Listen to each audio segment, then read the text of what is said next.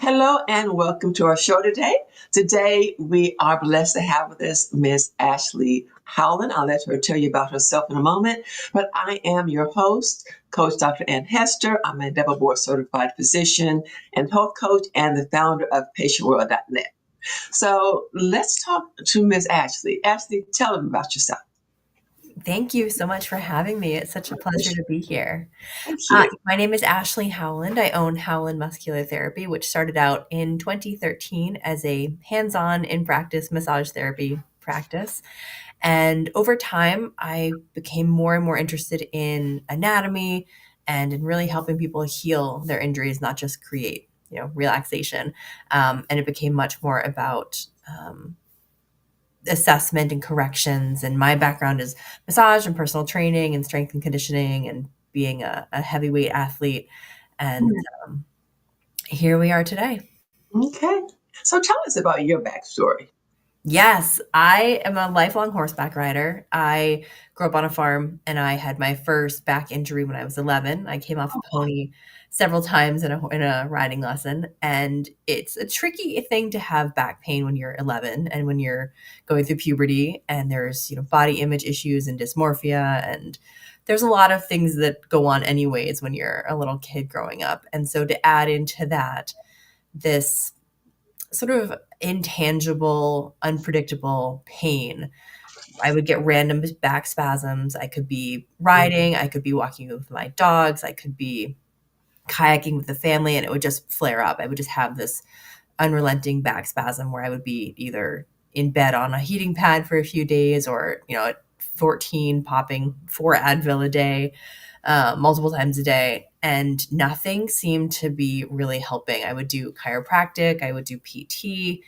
And when I discovered massage, it was really the first thing that gave me sort of any kind of relief, which became very formative in terms of career. And so I would say that my back pain story influenced my teenage years, my 20s, my career choice, and really defined what I felt like I could do as an athlete or as not an athlete, being kind of afraid of doing different things because I didn't know what pain would or what would cause me to have more pain.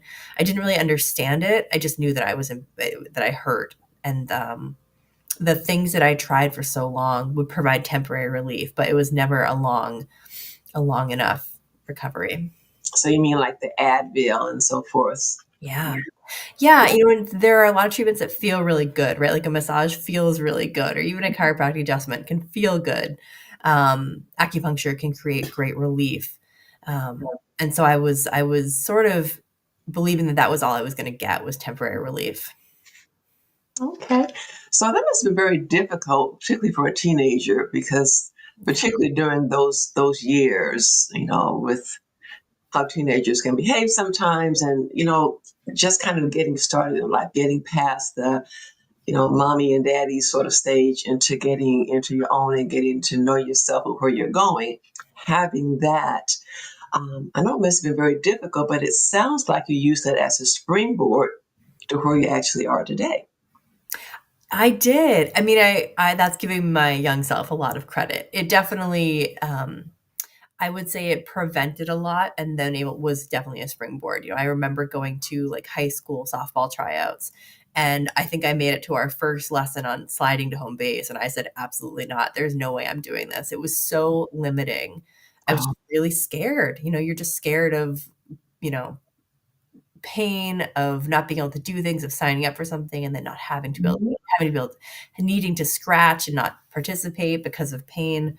Um, it did really influence a lot of my choices, and by the time I finished college, I really didn't know what to do with myself, and I thought, I've always really loved helping people. I've always loved making other people feel better, and I actually saw my first the reason I went to massage school was because I actually saw horse massage, equine massage. I was working in a barn Hmm. Jersey, and they had massage therapists coming in to work on the horses, and I thought, "That's it. That is for me. You're gonna Mhm. combine my lifelong love of horses and massage. Perfect." And Wow. somebody said to me, "It will be easier to build a human clientele than a horse clientele. You should do horse human massage first." And I thought, "Well, that makes sense, okay." And what could be better than somebody in back pain than going and having massage every day for 9 months when you're in school. That sounds great. Um, Yeah. it was more than that, and I ended up not actually getting to do the equine massage. I've done a little bit, but it's not my focus. Hmm. Okay. Okay. So, as far as horses and so forth, you mentioned the equine massage. It's very interesting that so many of us mammals, we really enjoy that touch. It just does something to us. It does Mhm. things from a therapeutic standpoint. It does things emotionally. I mean, my dog, my 100-pound German Shepherd dog, you start massaging his back, and he goes from, Mhm. kind of scary looking to just like a little pussycat. Yeah. And, even I was watching a documentary with my kids on the zoo. It was a zoo, I think the Tampa Zoo or something. And there was this tortoise, and rubbing the back, that was therapeutic for the tortoise as well. So Yeah. I just find it really amazing the impact that massage can certainly have. So, how do you help folks with back pain? Sure. So this is where the journey took a bit of a turn, a very dramatic turn, because as I was doing massage and I think I was working with a D1 hockey team, Division 1 hockey team at the time, and I had my last, what I now know is my last bad back spasm. I was at brunch with a friend. I stood up and I went into a full spasm. I was stuck at their house for a few days, and they were very generous to keep me.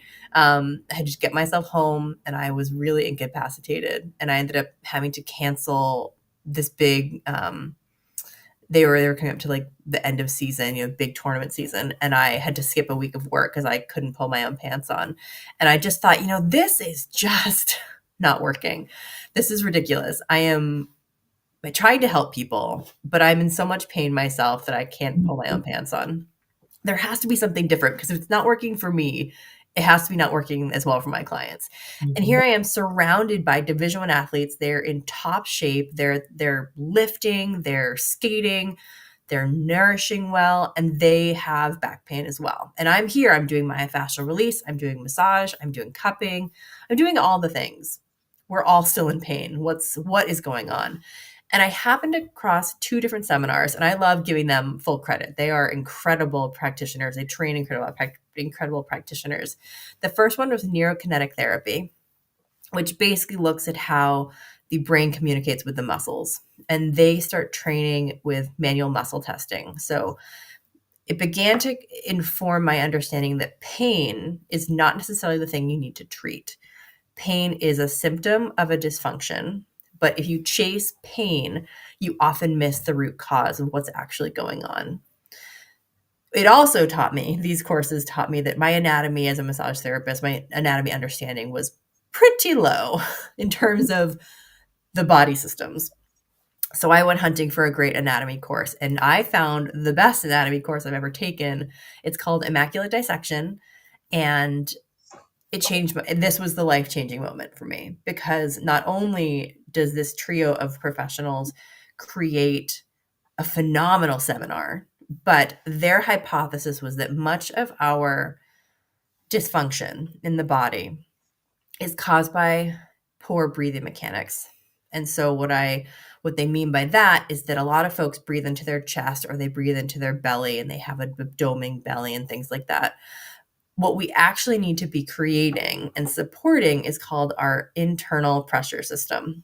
They call it intra-abdominal pressure for folks that doesn't always make the most sense to people. So our center of gravity, sort of the area below your belly button, um, is where our center of gravity is. And we can support our spine and our muscles better when we use air pressure from the inside out to support the spine and the muscles. So this for me was very, very, very exciting. And it was also when I became a client of these groups, the last time I had pain. And so I've been, what are we, 2025? I have been back pain free since 2018 when I started to dive into these programs. And that is there was no way I was going back after that. So there was no more hands on massage. There was only sort of assessing, muscle testing, and then helping people correct their breathing. I was a primary care doctor for quite a few years before I became a hospital based doctor. As a primary care doctor, it was very common for people to come in with back pain. Mm-hmm. And as a doctor, it's very common to prescribe muscle relaxers that can make you Mm-hmm. drowsy, and Yep. also nonsteroidals, Advil, Yep. Aleve, all of those drugs. The issues, of course, in addition to how muscle relaxers can impact your ability to drive and do other things, is those NSAIDs, non-steroidal drugs like the ibuprofen and so forth. Not only can they do big time damage to your kidneys over time, Mm-hmm. they can also cause internal bleeding. And a lot of people, they don't just take it as directed, which is the safest way to take it. They'll say, oh, well, it says take 2 pills. I'll take Mm-hmm. 5 pills 4 or 5 Yep. times a day. And then they'll land in the emergency room Yep. with internal bleeding. And it's just like this ongoing spiral that, they have back pain, they take medication, Mm-hmm. they take muscle relaxers, they may have some physical therapy, Yep. they reach down, they have back pain. It just Yep. keeps going over and Yeah. over. And so Totally. the prospect of something that does not have the drug side effects, Mm-hmm. that's huge. That is like Yeah. game changer for I don't know how many people. So tell us Yeah. about this internal pressure. Sure. Yeah. And I have to just follow up with that because I was one of those kids. I mean, one of those people who, especially as a kid, I was taking 4 Advil probably twice a day when I was in the full spasm because otherwise you're not functioning. And it's not to say that pain isn't important because pain is a life defining sensation. It is emotional, it is physical, it is mental, it is all encompassing. Really, chronic pain really impacts quality of life. It impacts how you interact with your family, your friends, if you don't interact with them. It's really isolating. And so I understand people wanting to get out of pain. But I think that I will say now, I don't keep Advil in the house. Somebody asked me if I had Advil the other day for a headache, and I said I may have to go get you some at the store. I don't even have it anymore. Yeah. Because if you think about it, okay, so this internal pressure thing is new for people. If Mhm. you think about a basketball, I don't actually play basketball, so I have to like work my way through this. If you think of a sports ball, we'll go with Mhm. basketball, and you go to bounce it, it's supposed to bounce back up, right? And it has to be fully inflated for that to work. If you bounce the basketball and it's not fully inflated, it just sort of goes, right? It falls flat. Um, that basketball has to be pressurized from the inside out. And without that proper pressure, it collapses in on itself when Mhm. it's asked to do its job, which is to bounce. So, our bodies, we have from the outside in, we have skin, we have body fat, we have muscles, we have blood vessels and nerves, and we have organs and we have bones. We also have this ability and this need to have pressure from the inside out. And I'm not going to do a deep dive on this because I don't think that's what people are here for. I would direct them to Immaculate Dissection if they want a deep dive on that. But basically, when we don't pressurize ourselves from the inside out, and the way you do that is by breathing. It's not complicated. It sounds wild, but it's not actually that hard. It allows your body to kind of push back against the pressure of gravity and of the weight of the body and the distribution of the way your body's weight is along your spine. And so my job is to help people breathe better so that they can be pressurized from the inside out. And then when you're better pressurized, you move better. When you move better, you feel better. And so the way that I approach this in my coaching is we usually do two-ish, 2 sessions of breathing. We're really dialing into like, where are you breathing? How are you breathing? Face up and face down. And then we work on retraining motor control, which is basically like, how do you move through space? We talked about this earlier when somebody gets out of pain, they go to bend over and then they get back into back pain. That bending over, that pattern is something we would redo in your body. We'd retrain how that works. And then at the end of a program with me, you get into like a little bit of a strength coaching program where we take the breathing and the moving, and then we teach you basic functional movement, which is the way you move through daily life and how to avoid those situations where you're going to pick up your laundry basket and you throw your back out, or you go to like twist to put your seatbelt on and you throw your back out. Those little things, that's all that motor control and movement pattern. So we retrain those, and it sounds complicated. It sounds scary. It's not. It's a few simple maneuvers. I do them on my horse. I do them when I'm walking the dog. I do them while I'm doing dishes or brushing my teeth. They are meant to be easily integrated into your daily life because that's the whole point. It's not like you're getting out your yoga mat and you're doing your 12 PT exercises. You're breathing, you're changing how you move a little bit, and then you're building strength with those things to do the things that you do day to day. So those are like the movement patterns that you're talking about. Yes. Okay. So actually, do you just have your sessions in your studio, or do you do virtual sessions? Or tell us about that. I am mostly virtual. If you're in the New England area or you want to bring me to your barn, I'm happy to do. So I work a lot with horseback riders. I work with anybody who has back pain. So that's all virtual. Unless you want to fly me somewhere fun, in which case we can talk. What about the But Caribbean Islands? sorry. What about the Caribbean Islands? Oh yes, 100%. Okay. Can be arranged. So my big contingency of clients is working with back pain. The other is that this internal pressure system works really beautifully with horseback riders who want to achieve more elegant posture and have a better performance. And then when you're dealing with anything breathing related, you're obviously getting into nervous system, calming the nerves, calming the anxiety. So it works beautifully for athletes and performance as well. But to answer your question, yes, mostly virtual. Again, unless you want to fly me somewhere fun. Okay. All right. So is there anything else you want to leave with the audience today? I would love to go through a little breathing assessment. Would that be okay? Absolutely. Wonderful. So for your audience at home, I want you to take your right hand and place it on your chest, and take your left hand and place it just above your belly button. And I want you to take a deep breath in. Through the mouth or the nose? Oh, thank you for asking. When I'm having people assess this on themselves, I don't coach it at first, but the ideal is in through the nose and out through the nose. If that's uncomfortable for you, obviously you do what your body feels right with you doing. So in through the nose, out through the mouth, as if you're breathing through a straw. Let's start with that. So in through the nose, out through the mouth.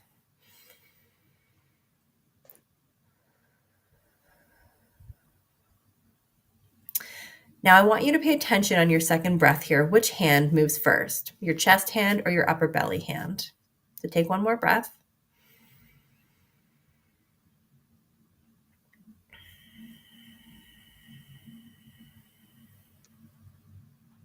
My chest hand. Chest hand moves first. Okay. So take your chest hand. Just take note of that. Okay. We'll just come back to that. Take your chest hand and put it on your lower belly below your belly button. Now take another breath in.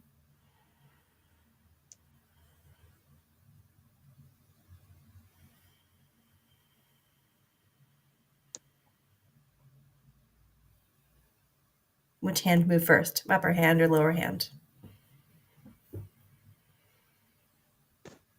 Upper. Upper. Great. Now take both your hands. And what you're going to do is you're going to, with your thumbs up towards your armpits, you're going to put your pinkies in your natural waist so that your fingers are cupping your ribs. They're the lower ribs. Good. Now take another breath in.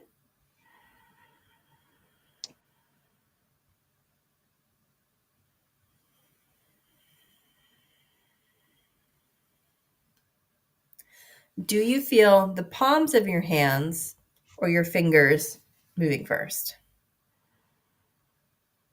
My fingers. Fingers. Do you feel your ribs under your palms of your hands moving at all?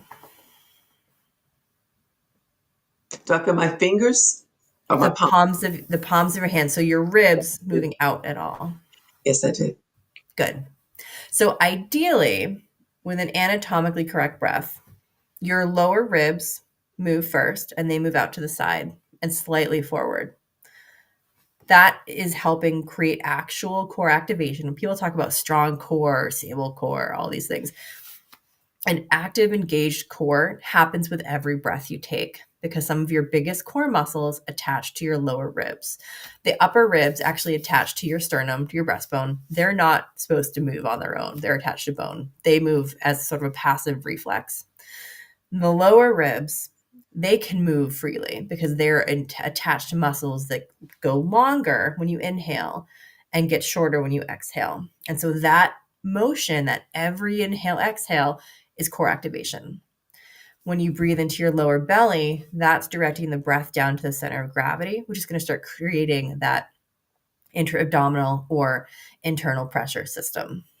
And then the upper belly is sort of the third part you would fill. The chest really shouldn't move at all unless you're being chased by a bear, in which case you need to use your accessory muscles to elevate your rib cage to get more lung capacity.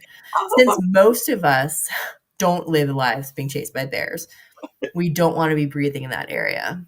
That is high stress breathing, right? That is breathing that's creating neck and shoulder tension.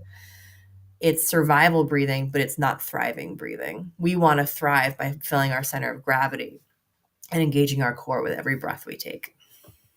Okay, that sounds great. Yeah. So, Yeah. how can they reach out to you? How can the audience reach out to you for more information Yeah. and learn about your coaching? I would love that. I am very active on Instagram. You can find me at Howland Muscular Therapy. I'm also on Facebook, and my website is www.howlandmusculartherapy.com. I have a weekly newsletter, goes out every Monday. It has tips, it has crazy analogies, it has things to make this sort of nebulous concept of internal pressure system for back pain a little bit more sensible. So, give us the website one more time and spell it, please. Sure. www.howlandmusculartherapy.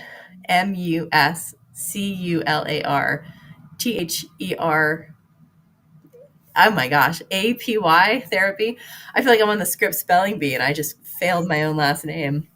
I haven't had to spell it for a while. I'm like typing it out. Don't worry, I In did the the show same. notes. It's Monday. We're going to go with that. Great. Well, Perfect. this information was great, and I really Thank you. appreciate your being here. Thank you so much for having me. I'm glad I'm better at breathing than I am spelling. You have a blessed day, Ashley. Thank you so much, Bye-bye. you too.